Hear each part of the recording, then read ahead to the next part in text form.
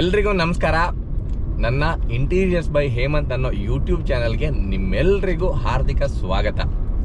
ಪ್ರತಿ ಸಲ ನನ್ನ ಪ್ರಯಾಣದಲ್ಲಿ ನಿಮ್ಮ ಜೊತೆ ಮಾತಾಡ್ತಾನೆ ಬರ್ತಾ ಇದ್ದೆ. ಸೊ ಹಾಗಾಗಿ ಇವತ್ತು ಕಳೆದ ವಾರ ಬಂದಂತಹ ಫೋನ್ಗಳಲ್ಲಿ ಅದನ್ನ ಒಂದು ಸ್ವಲ್ಪ ಫಿಲ್ಟರ್ ಮಾಡಿದ ಪ್ರಕಾರ ನಿಮ್ಮ ಜೊತೆ ಒಂದು ಮಾಹಿತಿಯನ್ನು ಹಂಚ್ಕೊಳ್ಬೇಕು ಅನ್ನಿಸ್ತು. ಹಾಗಾಗಿ ಈ ವಿಡಿಯೋ ಮಾಡ್ತಾ ಇದ್ದೀನಿ.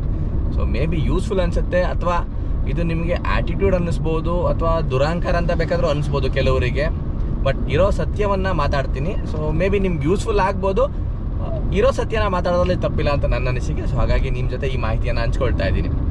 ಕೆಲವ್ರು ಕೇಳ್ತಾರೆ, ಇಂಟೀರಿಯರ್ ಡಿಸೈನ್ ಮಾಡಿಸ್ಬೇಕು, ಫೈನ್ ಸರ್, ಬಜೆಟ್ ಎಷ್ಟಾಗುತ್ತೆ? ಒಂದು ಲೇಬರ್ನ ನಾವೇ ಪ್ರೊವೈಡ್ ಮಾಡ್ತೀವಿ, ಮೆಟೀರಿಯಲ್ ನಾವು ಪ್ರೊವೈಡ್ ಮಾಡ್ತೀವಿ, ನೀವು ಮಾಡಿಕೊಡ್ತೀರಾ?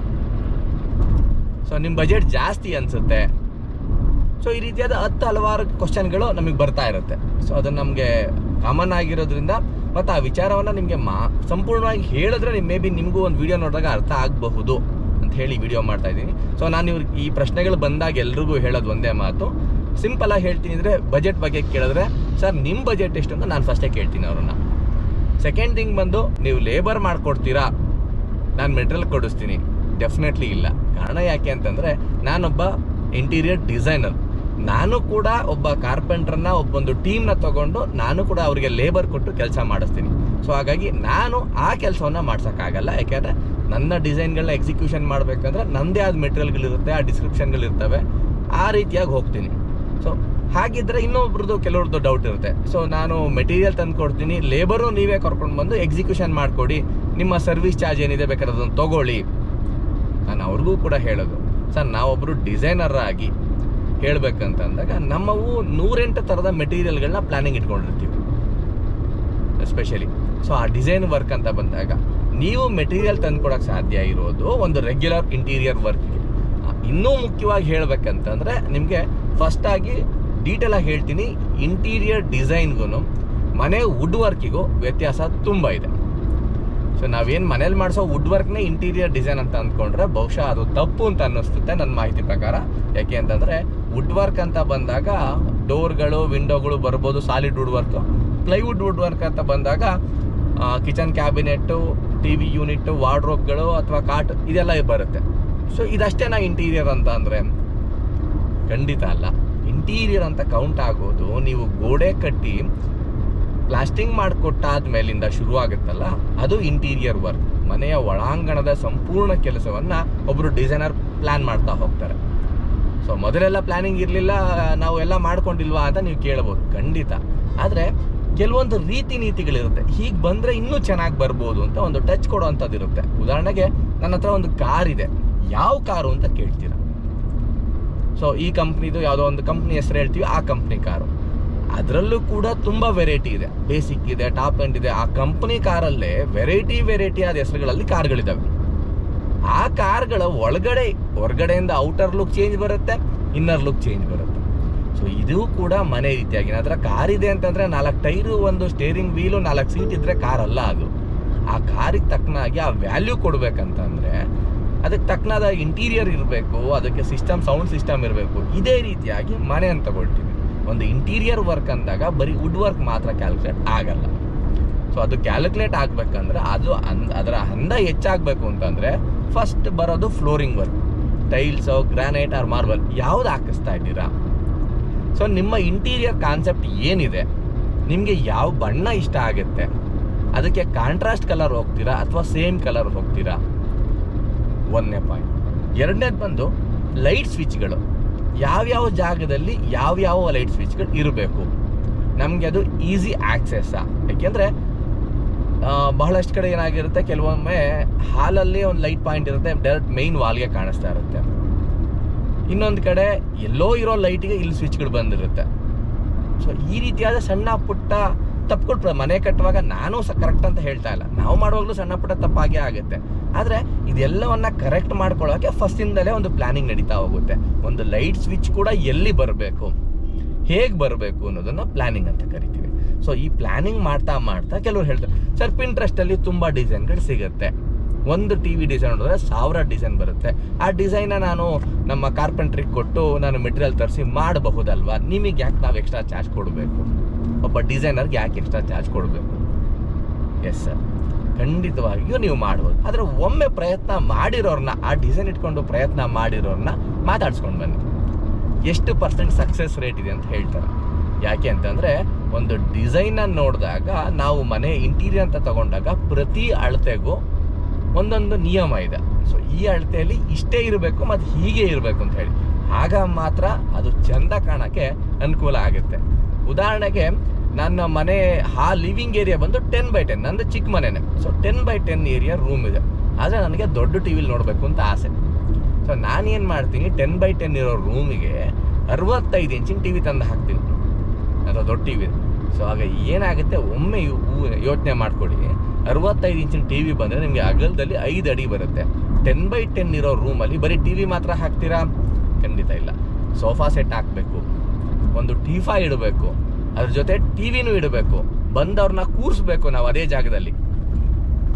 ಸೊ ಇಷ್ಟೆಲ್ಲ ತುಂಬ್ತಾ ಹೋದಾಗ ಟಿ ವಿ ನಿಮಗೆ ದೊಡ್ಡದಾಯ್ತು ಅನ್ಸುತ್ತಾ, ಚಿಕ್ಕದಾಯ್ತು ಅನ್ಸುತ್ತಾ? ನೀವು ಎಷ್ಟು ಹತ್ರದಿಂದ ನೋಡ್ತಾ ಇರ್ತೀರಾ, ಅಲ್ಲಿ ಟಿ ವಿ ಡಿಸೈನ್ ಕೂಡ ಬರೀ ಟಿ ವಿ ಮಾತ್ರ ಗೋಡೆಗೆ ಆಗ್ತಾ ಇಲ್ಲ, ಟಿ ವಿಗೆ ವುಡ್ ವರ್ಕ್ ಕೂಡ ಮಾಡಿಸ್ತಾ ಇದ್ದೀರಾ. ಸೊ ಆಗ ನಿಮಗೆ 10x10 ಇರೋ ರೂಮಲ್ಲಿ ನಿಮಗೆ ಜಾಗ ಉಳಿತಾ ಇರೋದು ಕೇವಲ 2ಕ್ಕೆ 2 ಅಡಿ ಮಾತ್ರ. ಅಷ್ಟು ಜಾಗದಲ್ಲಿ ನೀವು ಲಿವಿಂಗ್ ಏರಿಯಾದಲ್ಲಿ ಹೇಗಿರೋಕ್ಕೆ ಸಾಧ್ಯ? ಒಬ್ಬ ಡಿಸೈನರ್ ಏನು ಮಾಡ್ತಾರೆ, ನೀವು ಪಿಂಟ್ರೆಸ್ಟಲ್ಲಿರೋ ಡಿಸೈನ್ ಕೊಟ್ಟಿದ್ದನ್ನು ಒಬ್ಬ ಕಾರ್ಪೆಂಟ್ರಿಗೆ ಕೊಟ್ಟು ಇದನ್ನು ಮಾಡಿ ಅಂತ ಹೇಳಿದಾಗ ಅವ್ರು ಮಾಡಿಕೊಡ್ತಾರೆ. ಯಾಕೆಂದರೆ ಅವ್ರ ಕೆಲಸ, ನೀವು ಹೇಳಿದ ಕೆಲಸವನ್ನು ಅವ್ರು ಮಾಡ್ತಾರೆ. ಆದರೆ ಒಮ್ಮೆ ಯೋಚನೆ ಮಾಡಿ, ನೀವು ಖಾಲಿ ಜಾಗದಲ್ಲಿ ನಿಂತು ನೋಡೋ ಟಿ ವಿಗೂ ಎಲ್ಲ ಫರ್ನಿಚರ್ ಜೊತೆ ನೋಡೋದಕ್ಕೂ ತುಂಬ ವ್ಯತ್ಯಾಸ ಇರುತ್ತೆ. ಜಾಗ ತುಂಬ್ತಾ ಹೋದಂಗೆ ಮನೆ ಚಿಕ್ಕದಾಗ್ತಾ ಬರುತ್ತೆ. ಸೊ ಅಂಥ ಸಂದರ್ಭದಲ್ಲಿ ಏನು ಮಾಡ್ತೀವಿ ನಾವು ಡಿಸೈನರ್ಗಳು, ನಿಮ್ಗೆ ಯಾವುದಾದ್ರೂ ಡಿಸೈನ್ ಇಷ್ಟ ಆದರೆ ಆ ಡಿಸೈನ್ ತೋರಿಸಿ ನನಗೆ ಈ ಡಿಸೈನ್ ಮಾಡಿಕೊಡ್ತೀರಾ ಅಂತ ನೀವು ಕೇಳಿದ್ರೆ, ನಾವು ಫಸ್ಟ್ ಮನೆ ಅಳತೆ ಚೆಕ್ ಮಾಡ್ತೀವಿ. ಆ ಅಳತೆಯಲ್ಲಿ ಈ ಟಿ ವಿ ಡಿಸೈನ್ ಸೂಟ್ ಆಗುತ್ತಾ ಅಂತ ಯೋಚನೆ ಮಾಡ್ತೀವಿ. ಅದರಲ್ಲಿ ಮೋರವರ್ ನಿಮಗೆ ಒಂದು ಬಾಕ್ಸ್, ಸೈಡಲ್ಲಿ ಸ್ಟೆಪ್ ಬಾಕ್ಸು ಅಥವಾ ಸ್ಟೋರೇಜ್ ಬಾಕ್ಸ್ ಏನೋ ಒಂದು ಕೇಳ್ತೀರಾ ಇದು ಬೇಕು ಅಂತ. ಆ ಜಾಗ ಇರೋ ಜಾಗದಲ್ಲಿ ಆ ಬಾಕ್ಸ್ ಕೊಟ್ಟ ಮೇಲೆ ನಾವು ಟಿ ವಿ ಹಾಕಿದ್ರೆ ಆ ಬಾಕ್ಸ್ ಚೆನ್ನಾಗಿ ಕಾಣಿಸುತ್ತಾ? ಅಥವಾ ಯಾವುದೋ ಒಂದು ಡಿಸೈನಲ್ಲಿ ದೊಡ್ಡದಾಗಿರುತ್ತೆ, ಅದನ್ನು ನಮ್ಮಲ್ಲಿ ಜಾಗ ಚಿಕ್ಕದಾಗಿರುತ್ತೆ, ಬಟ್ ನಂಗೆ ಅದೇ ಡಿಸೈನ್ ಬೇಕಂದಾಗ ಸ್ವಲ್ಪ ಕಡಿಮೆ ಮಾಡ್ಕೊಂಬಂದ್ರೆ ಆ ಡಿಸೈನ್ ಔಟ್ಪುಟ್ ಬರುತ್ತಲ್ವ ಅಂತ ಹೇಳ್ತೀರಾ. ಸೊ ಆ ಥರ ಕಡಿಮೆ ಮಾಡ್ಕೊಂಬಂದಾಗ ನಾವು ಕೂತಿರೋ ಡಿಸ್ಟೆನ್ಸಿಂದ ಆ ಜಾಗ ಚೆನ್ನಾಗಿ ಕಾಣುತ್ತಾ, ಆ ಡಿಸೈನ್ ಓಕೆ ಅನಿಸುತ್ತಾ ಅಂತ ಹೇಳಿ ಯೋಚನೆ ಮಾಡಿ ಅದನ್ನು ಇಮ್ಯಾಜಿನ್ ಮಾಡ್ಕೊಳ್ತೀವಿ.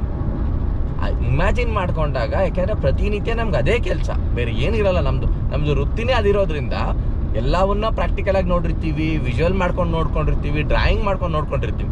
ಸೊ ಹಾಗಾಗಿ ಸರ್ ಈ ಡಿಸೈನ್ ಚೆನ್ನಾಗಿ ಬರಲ್ಲ, ಸೂಟ್ ಆಗಲ್ಲ ಈ ಜಾಗಕ್ಕೆ, ಅಥವಾ ಆ ಡಿಸೈನ್ ನಿಮಗೆ ಸೂಟ್ ಆಗುತ್ತೆ ಅಂದರೆ ನಿಮ್ಮ ಆಸೆಗಳನ್ನ ಅದರೊಳಗಡೆ ಸೇರಿಸ್ತಾ ಹೋಗಿ ಇನ್ನೂ ಏನಾದರೂ ಚೆಂದ ಮಾಡ್ಬೋದು ಅಂತ ಒಂದು ರೆಫರೆನ್ಸ್ ಆಗಿ ಇಟ್ಕೊಳ್ತೀವಿ ಆ ಡಿಸೈನ್ಗಳನ್ನ. ಸೊ ಇದೆಲ್ಲವನ್ನ ಯೋಚನೆ ಮಾಡ್ಬೇಕಂದಾಗ ಅದೇ ವೃತ್ತಿಯಲ್ಲಿರುವಂತಹ ಪ್ರೊಫೆಷನಲಿಸ್ಟ್ ಯಾರಾದರೂ ಒಬ್ರು ಬೇಕೇ ಬೇಕಾಗತ್ತೆ. ಉದಾಹರಣೆಗೆ ನೀವು ಯಾರೋ ಡಾಕ್ಟರ್ ಆಗಿರ್ಬೋದು, ಅಥವಾ ಇಂಜಿನಿಯರ್ ಆಗಿರ್ಬೋದು, ಡ್ರೈವರ್ ಆಗಿರ್ಬೋದು, ನಿಮ್ಮ ಪ್ರೊಫೆಷನಲ್ಲಿ ನೀವು ಗ್ರೇಟ್. ಸೊ ನಮಗೆ ಅದ್ರ ಬಗ್ಗೆ ನಾಲೆಡ್ಜ್ ಇರಲ್ಲ, ಯಾಕೆಂದರೆ ನೀವು ಪ್ರತಿನಿತ್ಯ ಅದರಲ್ಲೇ ಪಳಗ್ತಾ ಇರ್ತೀರಾ, ಅದ್ರ ಬಗ್ಗೆ ನೀವು ಏನು ಕೇಳಿದ್ರು ನಿದ್ದೆಗಳನ್ನ ಉತ್ತರ ಕೊಡ್ತೀರಾ. ಆದರೆ ಒಬ್ಬ ಇಂಟೀರಿಯರ್ ಡಿಸೈನರ್ ಕೆಲಸವನ್ನು ನೀವು ಮಾಡೋಕ್ಕೆ ನಿಂತ್ಕೊಂಡಾಗ ಅದು 50-50 ನಾಲೆಡ್ಜ್ ಆಗ್ಬೋದು, ಅಥವಾ 70-30 70% ನೀವು ಸಕ್ಸಸ್ ರೇಟೇ ಕಾಣಿಸ್ಬೋದು. ಬಟ್ ಇನ್ನೊಂದು 30% ಇರುತ್ತಲ್ಲ, ಆ 30%ಅಲ್ಲಿ ಯಾವುದೋ ಒಂದು ವಿಚಾರ ಫೇಲ್ ಆಯಿತು ಅಂದ್ರೂ ನಿಮಗೆ ಆ ಬೇಜಾರು ಕಾಣ್ತಾ ಇರುತ್ತೆ. ಇನ್ವೆಸ್ಟ್ ಮಾಡಿರ್ತೀರಾ, ನೀವು ಹೇಳಿದ ಕೆಲಸವನ್ನು ಕಾರ್ಪೆಂಟ್ರು ನಿಯತ್ತಾಗಿ ಮಾಡಿ ಮುಗಿಸಿರ್ತಾರೆ, ಮೆಟೀರಿಯಲ್ ಕೂಡ ಕೊಡ್ಸಿರ್ತೀರಾ, ಬಟ್ ಔಟ್ಪುಟ್ ಅನ್ನೋದು ಫೈನಲ್ ಆಗಿ ಇದೆಲ್ಲವನ್ನ ತುಂಬ್ತಾ ಬಂದಾಗ ಮೇ ಬಿ ಚೆನ್ನಾಗಿ ಬರದೇ ಇರಬಹುದು. ಸೊ ಆ ಕ್ಷಣಕ್ಕೆ ನೀವು ಇನ್ವೆಸ್ಟ್ ಮಾಡಿರ್ತೀರ, ಅದನ್ನು ಕಿತ್ತಾಕೋದಕ್ಕೆ ಮನಸ್ಸು ಬರಲ್ಲ. ಸೊ ಆಗ ಇರೋದನ್ನ ಸಮಾಧಾನ ಇಲ್ಲ ಅಂದರೂ ಒಪ್ಕೊಂಡು ಮುಂದುವರಿಸ್ತಾ ಇರ್ತೀರ. ಸೊ ಇಂಥ ಬೇಜಾರುಗಳನ್ನು ತೆಗಿಯೋದಕ್ಕೋಸ್ಕರನೇ ಒಬ್ಬ ಡಿಸೈನರ್, ಫ್ರೆಂಡ್ಲಿ ಆಗಿರೋ ಡಿಸೈನರ್ನ ಹುಡುಕೊಳ್ಳಿ ಅಂತೇಳಿ ನಾನು ಕಳೆದ ವಿಡಿಯೋದಲ್ಲಿ ಹೇಳಿದ್ದು. ಸೊ ಒಬ್ಬ ಡಿಸೈನರ್ ನಿಮ್ಮ ಜೊತೆ ಇದ್ದಾಗ ಖಂಡಿತವಾಗಿಯೂ ನಿಮ್ಮ ಇಷ್ಟ ಕಷ್ಟಗಳನ್ನ, ನಿಮ್ಗೆ ಏನು ಬೇಕು ಬೇಡ ಅನ್ನೋದನ್ನ ಅವ್ರ ಜೊತೆ ಡಿಸ್ಕಷನ್ ಮಾಡಿ ಎಲ್ಲವನ್ನ ಫಸ್ಟೇ ಪ್ಲ್ಯಾನಿಂಗ್ ಮಾಡ್ತಾ ಹೋಗ್ತಾರೆ. ಸೊ ಆ ಪ್ಲ್ಯಾನಿಂಗ್ ನಿಮ್ಮ ಹತ್ರ ಜೊತೆಲಿ ಇದ್ದಾಗ ನಿಮ್ಗೊಂದು ಅಂದಾಜು ಇರುತ್ತೆ, ನನ್ನ ಮನೆ ಹಿಂಗೆ ಬರುತ್ತೆ ಅಂತ ಹೇಳಿ. ಸೊ ಆ ಪ್ಲ್ಯಾನಿಂಗ್ ಪ್ರಕಾರವೇ ಮನೆ ಕನ್ಸ್ಟ್ರಕ್ಷನ್ ಆಗ್ತಾ, ನೆಕ್ಸ್ಟ್ ಕಿಚನ್ ಆಯಿತು, ಟಿ ವಿ ಆಯಿತು, ಈ ಥರ ಎಲ್ಲ ರೀತಿಯಾದ wood work, wardrobe, wall paper ಏನಿದೆ ಅದೆಲ್ಲ ಇಂಟೀರಿಯರ್ ಡಿಸೈನ್ಗಳನ್ನ ಕೊಡ್ತಾರೆ. ಅದ್ರ ಜೊತೆ ಏನು ನಿಮ್ಮ ಮನೆ ಇನ್ನೂ ಚೆಂದ ಕಾಣಿಸೋದಕ್ಕೆ ಏನು ಮಾಡೋಕ್ಕೆ ಸಾಧ್ಯ? ಸೊ ನಾವು ಕಾರ್ಪೆಂಟ್ರಿ ಇಟ್ಕೊಂಡು ವುಡ್ ವರ್ಕ್ಗಳನ್ನೆಲ್ಲ ಮುಗಿಸ್ಕೊತೀವಿ. ಇಷ್ಟೇ ನಾವು ಮುಗಿತಾ ಇಂಟೀರಿಯರ್ ಕೆಲಸ? ಖಂಡಿತವಾಗಿಯೂ ಇಲ್ಲ. ಈಗಲೇ ನಿಜವಾಗ್ಲೂ ಶುರು ಆಗೋದು ಒಂದು ಟಾಸ್ಕ್ ಅಂತ ಹೇಳ್ಬೋದು. ಯಾಕೆಂದರೆ ವುಡ್ ವರ್ಕ್ ನಿಮಗೆ ಗ್ರೇಟ್ ಅನ್ನಿಸ್ಬೇಕು, ನಿಮ್ಮ ಮನೆ ಚೆಂದ ಕಾಣಿಸ್ಬೇಕು ಅಂತಂದರೆ ಅದಕ್ಕೆ ಅಡಿಷ್ನಲ್ ಆ್ಯಡ್ ಆನ್ಗಳಿರುತ್ತೆ. ಉದಾಹರಣೆಗೆ ಹೇಗೆ ಅಂತಂದರೆ, ನೀವು ಒಂದು ಕಾರ್ ತೊಗೊಂಡಾಗ, ಕಾರ್ ಬಹಳ ಈಸಿಯಾಗಿ ಎಲ್ರಿಗೂ ಅರ್ಥ ಆಗುತ್ತೆ, ಹಾಗಾಗಿ ಹೇಳ್ತಾ ಇದ್ದೀನಿ. ಕಾರ್ ತೊಗೊಳ್ತೀರಾ, ಕಾರ್ಗೆ ಸೀಟ್ ಕವರ್ ಹಾಕಿಸ್ತೀರಾ, ಒಂದು ಸೈಡ್ ಗಾರ್ಡ್ ಹಾಕಿಸ್ತೀರಾ, ಅಲ್ಲಿ ಮುಂದೆ ಒಂದು ಡ್ಯಾಶ್ ಬೋರ್ಡ್ ಮೇಲೆ ಒಂದು ದೇವ್ರ ವಿಗ್ರಹ ಇಡ್ತೀರಾ. ಸೊ ಈ ರೀತಿಯಾಗಿ ಸಣ್ಣ ಪುಟ್ಟ ಡೆಕೋರೇಟ್ಗಳನ್ನ ಹೇಗೆ ಮಾಡ್ಕೋತೀರಾ, ಅದೇ ರೀತಿಯಾಗಿ ಮನೆಗೂ ಕೂಡ ಆ ಡೆಕೋರೇಟಿವ್ ಥಿಂಗ್ಸ್ ಬಹಳ ಇಂಪಾರ್ಟೆಂಟ್ ಆಗುತ್ತೆ. ವುಡ್ ವರ್ಕಿಗೆ ನಿಮ್ಮದು ಹೈಲೈಟರ್ ಅಂತ ಕರಿತೀವಿ. ಆ ಹೈಲೈಟ್ ಥಿಂಗ್ಗಳು ಮನೆ ಅಂದವನ್ನು ಒಂದು ನೆಕ್ಸ್ಟ್ ಲೆವೆಲಿಗೆ ತೊಗೊಂಡೋಗಿ ನಿಲ್ಲಿಸುತ್ತೆ. ಸೊ ಈ ಥರ ಇದ್ರ ಜೊತೆ ಇದಾದ ಮೇಲೂ ಕೂಡ ಮನೆಗೆ ಯಾವ ಕಲರ್ ಪೇಂಟ್ ಮಾಡಿಸ್ಬೇಕು, ಇಷ್ಟೆಲ್ಲ ವುಡ್ ವರ್ಕ್ ಮಾಡಿಸಿದ್ವಿ. ಸೊ ಚಂದ ಡಿಸೈನ್ ಕಾಣಿಸ್ಬೇಕು, ಪೇಂಟ್ ಯಾವ ಥರ ಮಾಡಿಸ್ಲಿ? ಇಂಟೀರಿಯರ್ ವರ್ಕ್ ಅಂತ ಅಂದಾಗ ಈವನ್ ಪೇಂಟ್ ಕೂಡ ಕ್ಯಾಲ್ಕುಲೇಟ್ ಆಗ್ತಾ ಹೋಗುತ್ತೆ.